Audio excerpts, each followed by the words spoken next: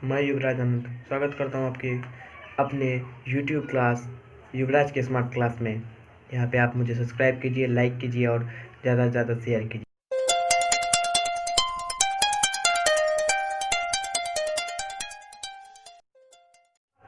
दोस्तों, मैं आप सभी का स्वागत अपने यूट्यूब चैनल में कर चुका हूँ और अभी भी करता हूँ। और आज की हमारी लाइक एम मात्र 1000 है, क्योंकि ये मेरी फर्स्ट वीडियो है और मैं चाहता हूँ कि आप लोग इसे सपोर्ट कीजिए, लाइक कीजिए और सब्सक्राइब चैनल पे ज़रूर कीजिएगा। तो दोस्तों, आपका जो चैनल का नाम है हमारा, वो है युवराज के स्मार्ट क्लास और मैं आपके साथ युवराज आनंद हूँ। तो जो नाम है उसी से लग रहा है कि इसमें जरूर में कुछ पढ़ाई की बात होगी। जो आप खर्च करके वेदांतु पे, बायजूस पे या फिर अदर लर्निंग साइट पे पढ़ते हैं, वो आप फ्री में मेरे क्लास में पढ़ सकते हैं। ये यूट्यूब चैनल है और यूट्यूब चैनल पे फ्री ऑफ कॉस्ट आप पढ़ सकते हैं। बस आपको करना कुछ नहीं है, बस लाइक आप कर दीजिए। लाइक करने में कोई खर्च नहीं हो रही है, ठीक है। तो सबसे शुरू जो चैप्टर होती है उसका मैं बात कर लेता हूँ आज। सबसे शुरुआती चैप्टर मैं आपको आज साइंस से शुरू करता हूँ और साइंस में मैं आपको हीट चैप्टर के बारे में बहुत सारी जानकारियाँ दूंगा। हीट के बारे में मैं कुछ इंपॉर्टेंट बात बता दूँ और उसके साथ मैं चैप्टर भी पढ़ा देता हूँ। तो आप लोग देख पा रहे हैं मेरे पास साइंस बुक है और उसमें मैं हीट चैप्टर पढ़ा देता हूँ आप लोगों को। तो जैसे ही हीट चैप्टर का नाम कोई सुनता है तो उनके मन में सबसे पहले सवाल जो उठता होगा वो होगा, आखिर ये हीट होता क्या है? What is heat? What is the definition of heat? तो मैं आपको बता दूं, हीट जो होता है वो एक हीट का मतलब होता है गर्म, और हीट जो होता है वो फॉर्म ऑफ एनर्जी होता है, यानी कि एनर्जी का एक रास्ता होता है, एनर्जी का एक तरीका होता है। अब हीट के बारे में जानकर हम, heat is the form of energy. अब ये एनर्जी क्या होता है? What is the definition of energy? Energy भी ज़्यादा बड़ी बात नहीं है जानना, एनर्जी भी बहुत आसान चीज़ है, मैं आपको बता देता हूँ। Energy is the capacity to do work. किसी भी काम को करने के लिए हमें जो एनर्जी मिलती है, जो भी हमें मतलब कि पावर मिलती है, वो एनर्जी कहलाती है, ठीक है। यानी कि हीट जो होता है वो एनर्जी का एक फॉर्म हो गया, और एनर्जी जो हो गया हमें काम करने में जो मदद करता है उसे हम एनर्जी कहते हैं।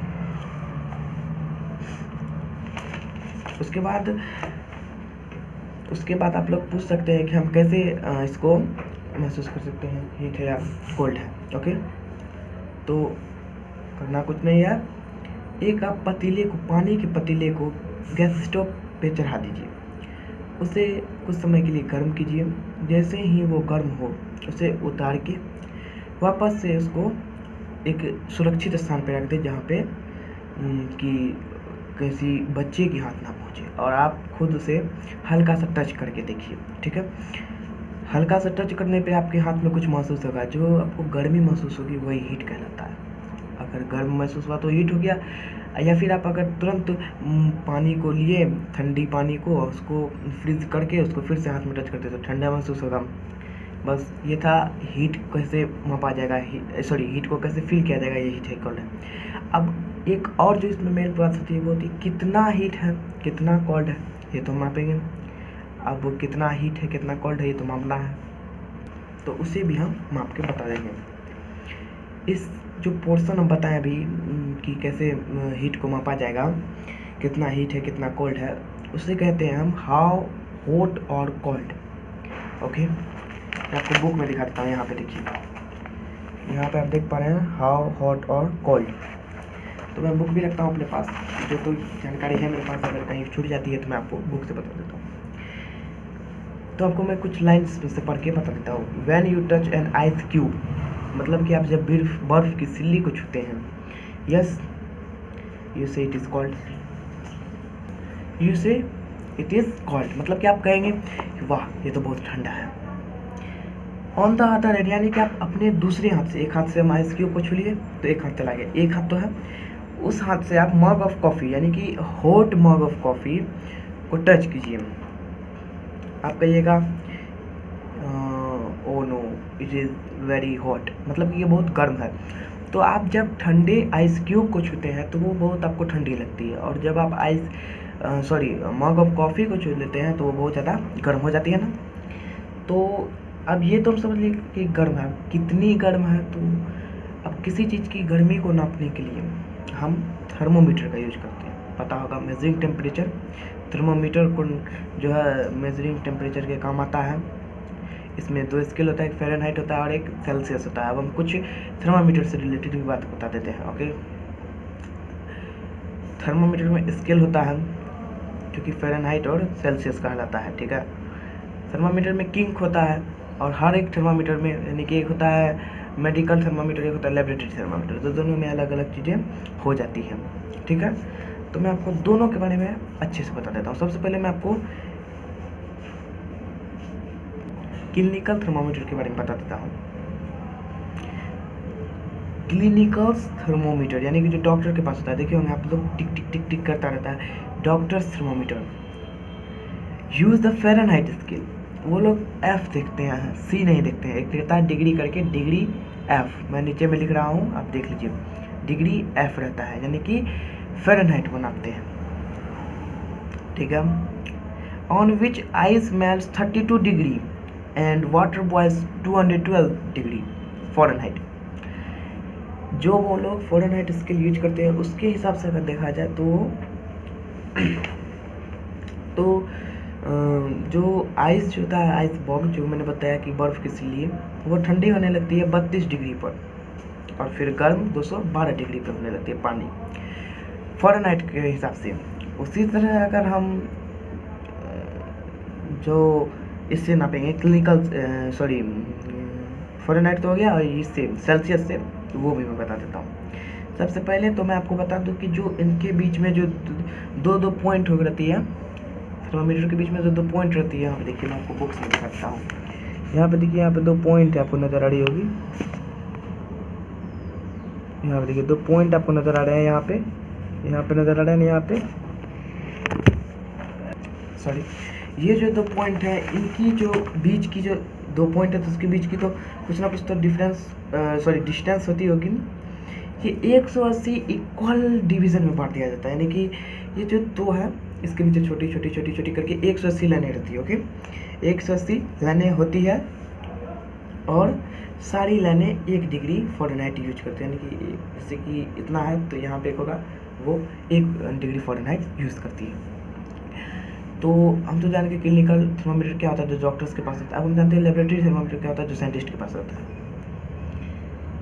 तो मैं आपको बता दूं कि ये सेल्सियस के हिसाब से मापा जाता है, ऑन द सेल्सियस स्केल, यानी कि जो ये होता है लेबोरेटरी थर्मामीटर, ये सेल्सियस स्केल यूज़ करता है। और सेल्सियस स्केल के हिसाब से पानी जो होता है वो 0 डिग्री सेल्सियस में वो बर्फ़ जमना शुरू हो जाता है, और फिर 100 डिग्री के सेल्सियस में ये बॉयल होना, यानी कि बहुत ज़्यादा खौलना शुरू हो जाता है, ठीक है। तो इसे हम समझिए कि कब बॉयल होता है, कब खौलता है, कब बंद होता है। इनके पास भी वही सेम बात है, बस फ़र्क यही है कि इनमें बस 100 इक्वल डिवीज़न होते हैं। उनमें 180 डिवीज़न थी फ़ारेनहाइट में, और इनमें मात्र 100 डिवीज़न थे, 100 इक्वल डिवीज़न। और इनमें भी 1 डिग्री सेल्सियस हर एक डिवीज़न का माप रहता है, ठीक है। तो यही स्केल जो होता है, ये लेबोरेटरी थर्मामीटर में यूज किया जाता है, यानी कि सेल्सियस स्केल थर्मामीटर में यूज किया जाता है। अब तो हम समझ गए कि कैसे क्या यूज किया जाता है, कैसे यूज किया जाता है। ये तो हम समझे कि उनमें फ़ारेनहाइट यूज किया जाता है, इसमें सेल्सियस यूज किया जाता है, लेकिन कैसे यूज किया जा सकता है, तो कैसे यूज किया जा सकता है इसका भी मैंने बहुत अच्छा से डिफाइन आपको कर देता हूँ। ए thermometer has a bulb filled with mercury. Thermometer जो होता है उनमें एक बल्ब रहता है, आपको मैं बुक्स दिखा देता हूँ। ये देखिए, यहाँ पे काला काला आप देख पा रहे हैं, यहाँ पे देखिए, यहाँ पे आप काला काला देख रहे हैं, यही है जो कि मरकरी है। ये थर्मोमीटर से मरकरी छपा हुआ रहता है, ठीक है, यानी कि इसमें फील्ड रहता है। तो जो मरकरी तो फील्ड रहता है, तो हम समझ गए। And a glass stem with a thin hollow tube running within. एक ग्लास स्टेम जो कि ये ब्लैक वाला है ना, ये ब्लैक वाला, यहाँ पे आप ब्लैक वाला देख पा रहे हैं, देखिए मैं अच्छे से बुक कर देता हूँ। यहाँ ब्लैक वाला है, इसके बगल में एक जो थीन पतला सा, वो नहीं दिख रहा होगा कैमरा में, हो सकता है। तो वो जो थीन जो पतला वाला रहता है ना, वो एक ग्लास स्टेम रहता है, मतलब कि शीशा का बना हुआ रहता है, और जो उसमें दौड़ता रहता है। मतलब कि अगर हम यहाँ लगा देते हैं, ऐसे रखते हैं, कुछ देर के बाद देखते हैं तो यहाँ पे ऊपर नीचे हो जाता है, ठीक है। तो उसको वो ग्लास स्टेम रहता है, उसको ग्लास स्टेम कहेंगे, याद रखिएगा। The tube in the bulb at one end and this scaled at the other end. Tube जो होता है वो पहला एंड पे खड़ा रहता है, यानी कि थर्मामीटर तो यहाँ से खड़ा रहेगा और यहाँ तक खड़ा रहेगा, यानी कि फर्स्ट एंड हो गया, ये एंड हो गया। ओके, तो ये तो हम समझ गए। और एक रहता है कि the mercury gate heated and rises in the thin tube called the capillary tube. वही मैंने जो बताया, जो थीन रहता है पतला सा, जिसमें काला वाला अभी दिखाया मैंने, जिसपे काला वाला रहता है ना, गोल वाला। तो थर्मामीटर का मैं यहाँ पे सीन डाल देता हूँ, आप लोग देख लीजिएगा। ओके, देख पा रहे हैं। तो यही जो काला वाला जिसके अंदर है ना, जिसके अंदर काला वाला है, उसी ट्यूब को हम कैपिलरी ट्यूब कहते हैं, खोखला कैपिलरी ट्यूब।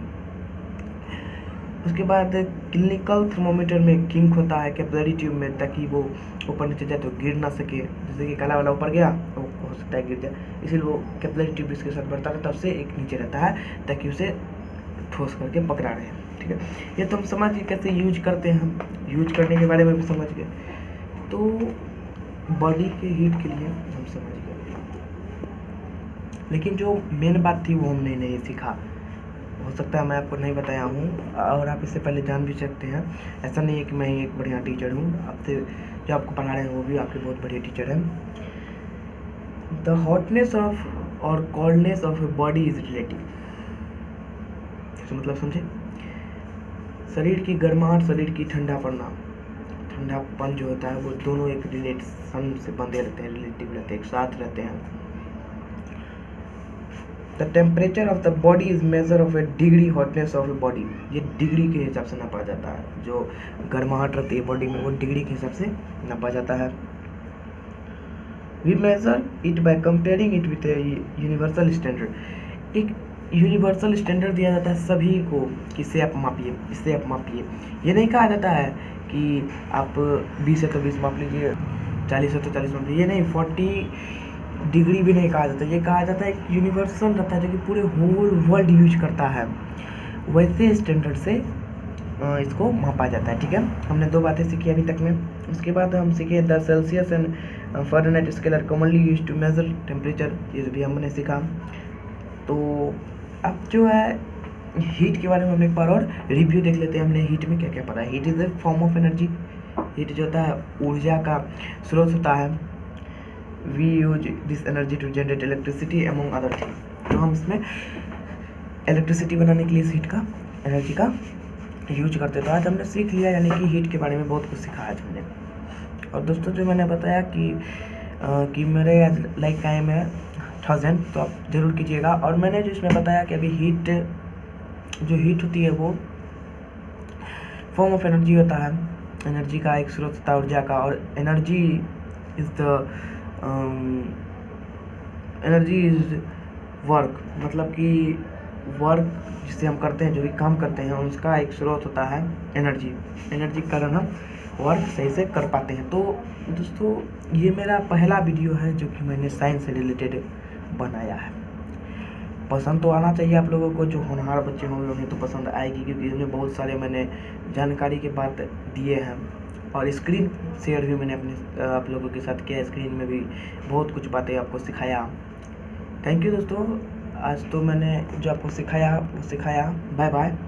उसके अलावा मैं रोज़ एक वीडियो अपलोड करूँगा, और रोज़ लाइक हम बढ़ता रहेगा। अभी 1000 है, अगर 1000 पूर जाता है तो ठीक है, नहीं तो जब तक 1000 पूरेगा नहीं तब तक मैं 1000 दूंगा।